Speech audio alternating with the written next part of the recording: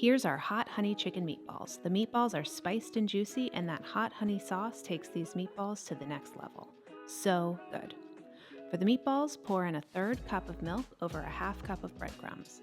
Let them sit a minute and then stir in 1 egg, a quarter cup of grated Parmesan, and lots of spice. I've got 1/2 teaspoon each of garlic powder, onion powder, sweet paprika, black pepper, and oregano, as well as a 1/4 teaspoon of smoked paprika and 3/4 of a teaspoon of fine salt. When that's well mixed, add a pound of ground chicken. Now use a fork to gently mix the spiced breadcrumbs into the chicken. Okay, let's form the meatballs. The mixture is a little sticky and not as firm as you might be used to. That's because we add a little more breadcrumbs and milk than usual to make sure the inside of each meatball is super juicy and tender. Baking instructions are in the recipe on Inspired Taste, but my preferred way of cooking these guys is to cook them in a skillet on the stovetop. Cooking them this way guarantees a lovely golden brown crust. As they cook, rotate them so that they brown on all sides.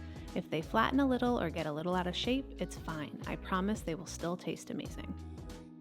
Now the meatballs are done, make that hot honey sauce. Warm 2 tablespoons of butter, 1 tablespoon of hot sauce, use your favorite, this is Tabasco, 1 tablespoon of honey, and an 1/8 teaspoon of salt together. Whisk the ingredients so that as the butter melts, a sauce is made. Now pour that sweet and spicy sauce all over the cooked meatballs. I just love these meatballs and hope you do too.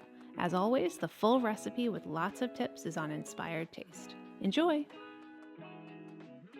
Thanks for watching. If you love this video, we have lots more. Make sure you subscribe to our YouTube channel and say hi on Facebook, Twitter, or Instagram. We're at Inspired Taste.